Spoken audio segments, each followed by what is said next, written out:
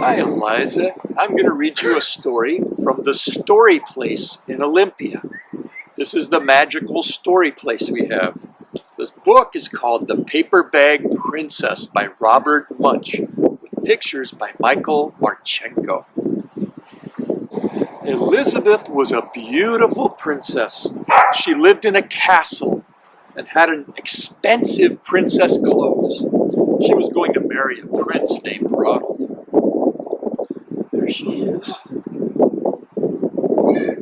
Unfortunately, a dragon smashed her castle, burned all her clothes with his fiery breath, and carried off Prince Ronald.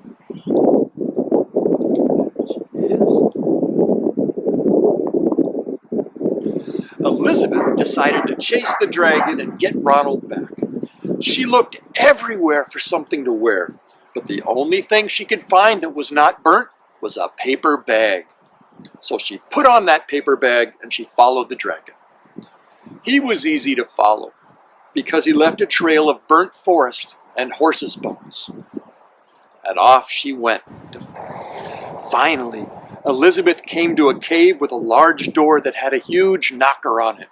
She took hold of the knocker and she banged on the door. The dragon stuck his nose out the door and said, "Well, a princess. I love to eat princesses, but I've already eaten a whole castle today. I'm a very busy dragon. Come back tomorrow." He slammed the door so fast that Elizabeth almost got her nose caught. There she is at the door with the dragon. Elizabeth grabbed the knocker and she banged on the door again. The dragon stuck his nose out the door and he said, "Go away.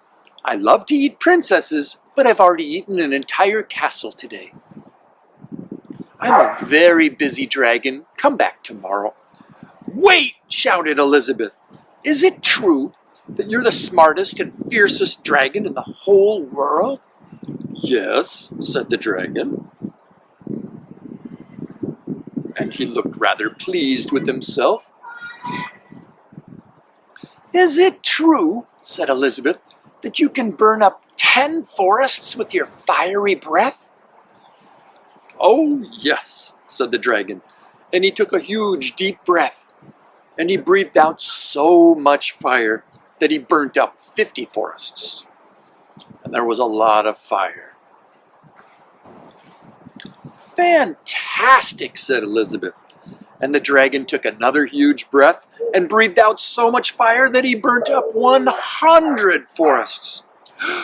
"Magnificent," said Elizabeth, and the dragon took another huge breath, but this time nothing came out. The dragon didn't even have enough fire left to cook a meatball.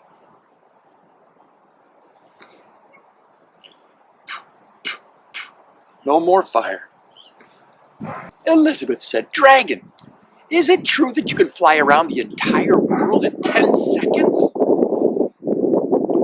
"Why, yes," said the dragon, and he jumped up and flew all the way around the world in just 10 seconds.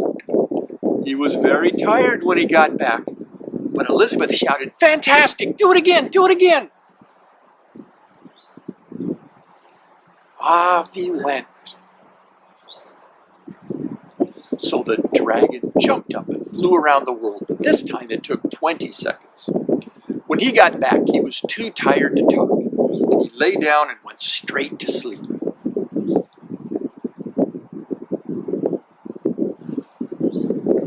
Elizabeth whispered very softly, "Hey, dragon!" The dragon didn't move at all. She lifted up the dragon's ear and put her head right inside. She shouted as loud as she could, "Hey, dragon!" The dragon was so tired he still couldn't even move. It's a tired dragon. Elizabeth walked right over the dragon, opened the door to the cave, and there was Prince Ronald. He looked at her and he said, "Elizabeth, you are a mess. You smell like ashes, your hair's all tangled, and you're wearing a dirty old paper bag. Come back and rescue me when you're dressed like a real princess."